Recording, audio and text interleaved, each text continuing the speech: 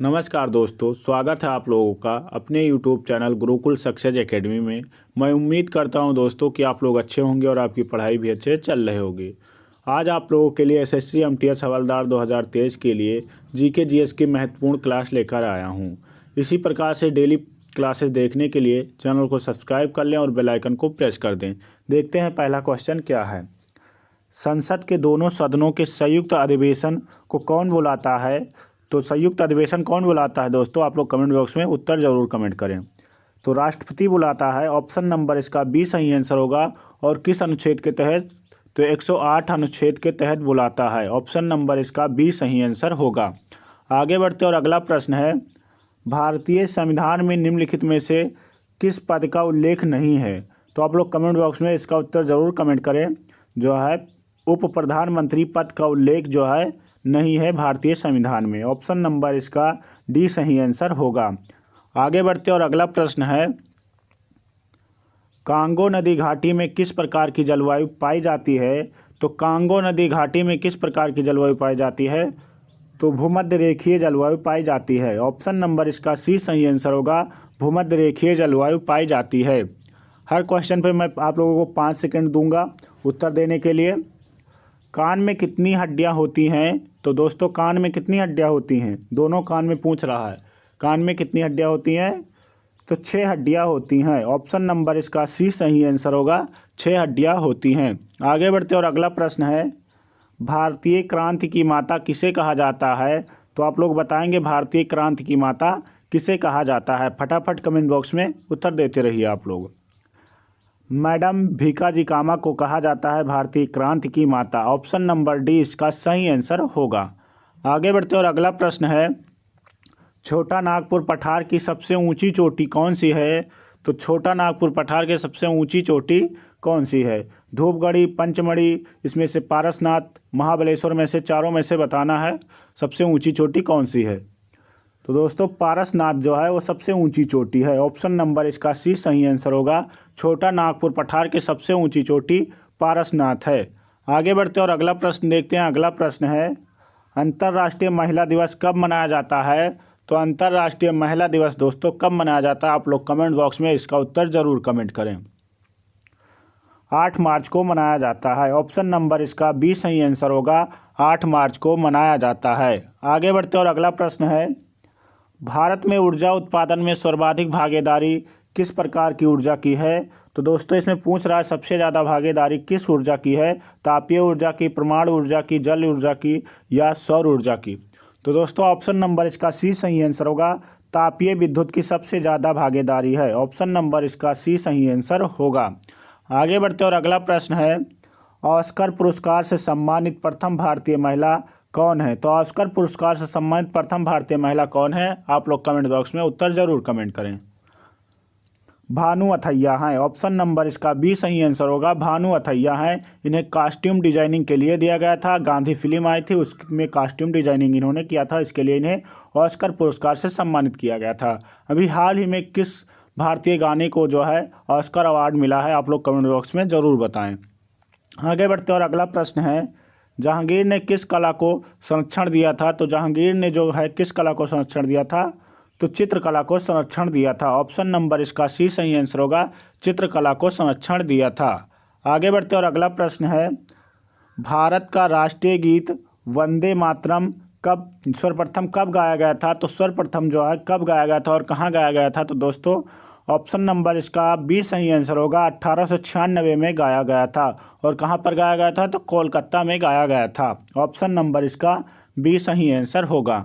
आगे बढ़ते और अगला प्रश्न है, निम्नलिखित में से कौन सी नदी अमरकंटक पठार से नहीं निकलती है? तो अमरकंटक पठार से कौन सी नदी नहीं निकलती है? आप लोग कमेंट बॉक्स में ज़रूर उत्तर लिखा करें।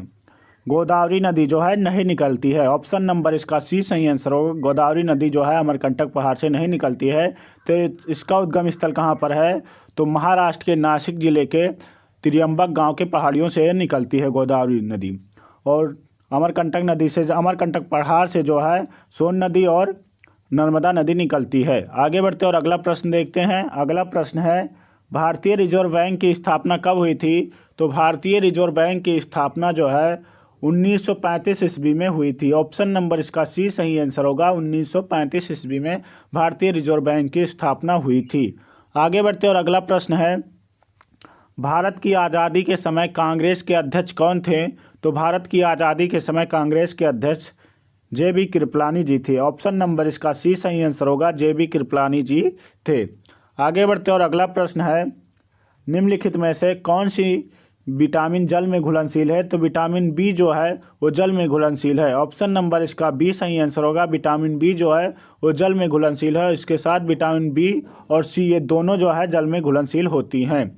बाकी विटामिन जो है वो जल में घुलनशील नहीं होती हैं। ऑप्शन नंबर इसका बी सही आंसर होगा।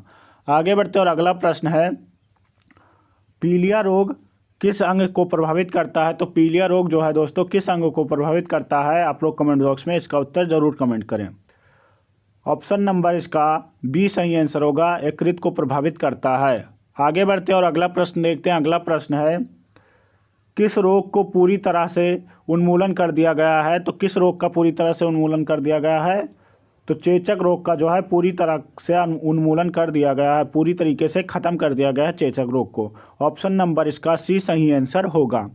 आगे बढ़ते और अगला प्रश्न देखते हैं। अगला प्रश्न है, थायमीन की कमी से कौन सा रोग होता है? तो थायमीन की कमी से कौन सा रोग होता है दोस्तों? तो ऑप्शन नंबर इसका डी सही आंसर होगा। बेरी रोग जो है थायमीन की कमी से होता है। ऑप्शन नंबर डी इसका सही आंसर होगा। आगे बढ़ते और अगला प्रश्न देखते हैं। अगला प्रश्न है, मोहिनी अट्टम नृत्य किस प्रदेश से संबंधित है? तो मोहिनी अट्टम नृत्य जो है वो केरल से संबंधित है। ऑप्शन नंबर इसका सी सही आंसर होगा। केरल से संबंधित है। मोहिनी अट्टम जो है केरल का शास्त्रीय नृत्य है। मोहिनी अट्टम केरल का शास्त्रीय नृत्य है। आगे बढ़ते और अगला प्रश्न है, सोमनाथ के मंदिर पर सर्वप्रथम किसने आक्रमण किया था? तो आप लोग कमेंट बॉक्स में जरूर उत्तर लिखें। सोमनाथ के मंदिर पर सर्वप्रथम किसने आक्रमण किया था? तो महमूद गजनवी ने आक्रमण किया था। ऑप्शन नंबर इसका सी सही आंसर होगा। महमूद गजनवी ने आक्रमण किया था। आगे बढ़ते और अगला प्रश्न है, वैनगंगा तथा पैनगंगा किसकी सहायक नदी है? तो वैनगंगा तथा पैनगंगा जो है वो गोदावरी की सहायक नदी है। ऑप्शन नंबर इसका ए सही आंसर होगा। गोदावरी की सहायक नदी है। आगे बढ़ते और अगला प्रश्न है, महानदी नर्मदा तथा सोन नदी कहाँ से निकलती है? तो दोस्तों महानदी नर्मदा तथा सोन नदी जो है अमरकंटक पहाड़ियाँ से निकलती हैं। ऑप्शन नंबर इसका डी सही आंसर होगा। अमरकंटक पहाड़ियों से निकलती हैं। आगे बढ़ते और अगला प्रश्न है, आर्यों ने भारत में किस दर्रे से होकर प्रवेश किया था? तो खैबर दर्रा से प्रवेश किया था। ऑप्शन नंबर इसका ए सही आंसर होगा। खैबर दर्रा से प्रवेश किया था। आगे बढ़ते और अगला प्रश्न है, निम्नलिखित में से कौन सा देश भारतीय उपमहाद्वीप के अंतर्गत शामिल नहीं किया जाता है? तो दोस्तों किसको शामिल नहीं किया जाता है?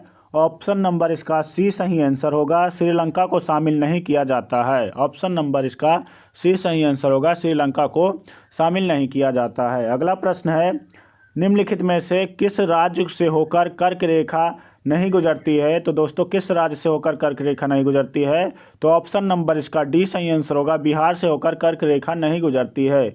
यह 8 राज्यों से गुजरती है। भारत के 8 राज्यों से। कौन कौन से? तो गुजरात, मध्य प्रदेश, राजस्थान, छत्तीसगढ़, झारखंड, पश्चिम बंगाल, त्रिपुरा, मिजोरम। दोस्तों 8 राज्यों से गुजरती है। सीक्वेंस में देख लीजिए, गुजरात, राजस्थान, मध्य प्रदेश, छत्तीसगढ़, झारखंड, पश्चिम बंगाल, त्रिपुरा, मिजोरम। 8 राज्यों से होकर गुजरती है। ऑप्शन नंबर इसका डी सही आंसर होगा। आगे बढ़ते और अगला प्रश्न है, पालघाट दर्रा निम्नलिखित में से किन 2 राज्यों को जोड़ता है? तो पालघाट दर्रा जो है केरल और तमिलनाडु को जोड़ता है। ऑप्शन नंबर इसका ए सही आंसर होगा। केरल और तमिलनाडु को जोड़ता है। आगे बढ़ते और अगला प्रश्न है, किस प्राकृतिक प्रदेश को विकास का प्रदेश कहा जाता है? तो मानसूनी प्रदेश को जो है विकास का प्रदेश कहा जाता है। ऑप्शन नंबर इसका सी सही आंसर होगा। मानसूनी प्रदेश को विकास का प्रदेश कहा जाता है। संविधान के किस अनुच्छेद में संविधान संशोधन प्रक्रिया का उल्लेख है? तो संविधान संशोधन प्रक्रिया का उल्लेख अनुच्छेद 368 में है। ऑप्शन नंबर इसका डी सही आंसर होगा। अनुच्छेद 368 में है। और ये कहाँ से लिया गया है? तो यह दक्षिण अफ्रीका से लिया गया है। संविधान संशोधन का जो है विधि कहाँ से ली गई है? तो दक्षिण अफ्रीका से ली गई है। ऑप्शन नंबर इसका डी सही आंसर होगा। आगे बढ़ने से पहले आप लोगों से एक प्यारा सा रिक्वेस्ट है कि अगर आप चैनल पे नए हो तो प्लीज़ चैनल को सब्सक्राइब कर लें और वीडियो अच्छी लगे तो प्लीज़ वीडियो को लाइक कर दें और अपने दोस्तों तक शेयर भी कर दें। तो गुरु गोविंद सिंह ने खालसा पंथ की स्थापना कब की थी, आप लोग कमेंट बॉक्स में फटाफट ज़रूर बताएं। तो ऑप्शन नंबर इसका सी सही आंसर होगा। 1699 में गुरु गोविंद सिंह ने खालसा पंथ की स्थापना की थी। ऑप्शन नंबर सी इसका सही आंसर होगा। अगला प्रश्न है, एडवर्ड जेनर का संबंध निम्नलिखित में से किस बीमारी से है। तो एडवर्ड जेनर का संबंध, ऑप्शन नंबर इसका बी सही आंसर होगा। एडवर्ड जेनर का संबंध चेचक बीमारी से है। ऑप्शन नंबर इसका बी सही आंसर होगा। आगे बढ़ते और अगला प्रश्न है, भारतीय संविधान में पहली बार कब संशोधन किया गया था। तो भारतीय संविधान में पहली बार कब संशोधन किया गया था। तो ऑप्शन नंबर इसका डी सही आंसर होगा। 1951 में भारतीय संविधान में पहली बार संशोधन किया गया था। ऑप्शन नंबर डी इसका सही आंसर होगा। आगे बढ़ते और अगला प्रश्न है, गायत्री मंत्र का उल्लेख सर्वप्रथम कहाँ से प्राप्त होता है। तो गायत्री मंत्र का उल्लेख सर्वप्रथम कहाँ से प्राप्त होता है। तो दोस्तों ऑप्शन नंबर इसका ये सही आंसर होगा। ऋग्वेद से प्राप्त होता है। किससे? ऋग्वेद से प्राप्त होता है। ऑप्शन नंबर इसका ये सही आंसर होगा। अगला प्रश्न है, त्वचा किस प्रकार का अंग है। तो त्वचा जो दोस्तों है वो संवेदी अंग है। ऑप्शन नंबर इसका सी सही आंसर होगा। त्वचा संवेदी अंग है। आगे बढ़ते और अगला प्रश्न है, राष्ट्रीय आपातकाल की घोषणा कौन करता है। तो राष्ट्रीय आपातकाल की घोषणा आप लोग कमेंट बॉक्स में ज़रूर बताएं कि कौन करता है। तो ऑप्शन नंबर इसका सी सही आंसर होगा। राष्ट्रपति करता है। राष्ट्रीय आपातकाल की घोषणा जो है राष्ट्रपति करता है। ऑप्शन नंबर सी इसका सही आंसर होगा। किस अनुच्छेद के तहत करता है, आप लोग इसका उत्तर कमेंट बॉक्स में ज़रूर देंगे। अगला प्रश्न है, संविधान की कौन सी अनुसूची में क्षेत्रीय भाषाओं का उल्लेख है। तो अनुसूची 8 में जो है क्षेत्रीय भाषाओं का उल्लेख है। ऑप्शन नंबर इसका बी सही आंसर होगा। कितनी भाषाओं का उल्लेख है। तो 22 भाषाओं का उल्लेख है। ऑप्शन नंबर इसका बी सही आंसर होगा। आगे बढ़ते और अगला प्रश्न है, भारतीय राज्य नागालैंड की आधिकारिक भाषा क्या है। तो भारतीय राज्य नागालैंड की आधिकारिक भाषा क्या है। ऑप्शन नंबर इसका ये सही आंसर होगा। अंग्रेजी है। ऑप्शन नंबर इसका ये सही आंसर होगा। अंग्रेजी है। आगे बढ़ते और अगला प्रश्न है, बौद्ध धर्म के परिवर्तक कौन थे। तो बौद्ध धर्म के परिवर्तक कौन थे।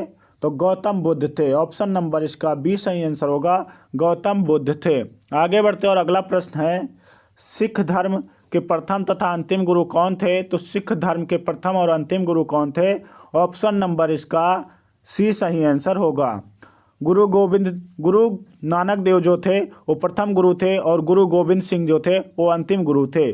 गुरु नानक देव प्रथम गुरु और गुरु गोविंद सिंह अंतिम गुरु थे। ऑप्शन नंबर इसका सी सही आंसर होगा। आगे बढ़ते और अगला प्रश्न है, पेंसिलिन की खोज किसने की थी। तो पेंसिलिन की खोज अलेक्जेंडर फ्लेमिंग ने किया था। ऑप्शन नंबर इसका सी सही आंसर होगा। पेंसिलिन की खोज अलेक्जेंडर फ्लेमिंग ने किया था। आगे बढ़ते और अगला प्रश्न है, पुस्तक इंडिया विंस फ्रीडम के लेखक कौन है। तो पुस्तक इंडिया विंस फ्रीडम के लेखक है। ऑप्शन नंबर इसका सी सही आंसर होगा। मौलाना अबुल कलाम आज़ाद जो हैं इंडिया विंस फ्रीडम के लेखक हैं। ऑप्शन नंबर इसका सी सही आंसर होगा। आगे बढ़ते और अगला प्रश्न है, इंडिया डिवाइडेड पुस्तक के लेखक कौन है। तो इंडिया डिवाइडेड पुस्तक के लेखक, ऑप्शन नंबर इसका ए सही आंसर होगा। डॉक्टर राजेंद्र प्रसाद हैं इंडिया डिवाइडेड पुस्तक के लेखक। आगे बढ़ते और अगला प्रश्न है, भूदान आंदोलन किसने प्रारंभ किया था। तो भूदान आंदोलन, ऑप्शन नंबर इसका बी सही आंसर होगा। विनोबा भावे ने भूदान आंदोलन प्रारंभ किया था। आगे बढ़ते और अगला प्रश्न है, भारत की संविधान सभा किसके अनुसार गठित की गई थी। तो भारत की संविधान सभा जो है वो कैबिनेट मिशन के तहत जो है गठित की गई थी। ऑप्शन नंबर इसका सी सही आंसर होगा। कैबिनेट मिशन योजना के तहत जो है संविधान सभा गठित की गई थी। आगे बढ़ते और अगला प्रश्न है, प्रथम भारतीय नोबेल पुरस्कार विजेता कौन थे। तो प्रथम भारतीय नोबेल पुरस्कार विजेता रविंद्रनाथ टैगोर थे। ऑप्शन नंबर इसका बी सही आंसर होगा। इनको साहित्य के लिए दिया गया था। इनकी पुस्तक गीतांजलि के लिए इनको नोबेल पुरस्कार दिया गया था। अमर्त्य सेन को इकोनॉमिक्स के लिए दिया गया था और CB रमन को फिजिक्स के लिए दिया गया था। ऑप्शन नंबर इसका बी सही आंसर होगा। आगे बढ़ते और अगला प्रश्न है, गांधी जी की मृत्यु पर किसने कहा हमारे जीवन से प्रकाश चला गया है।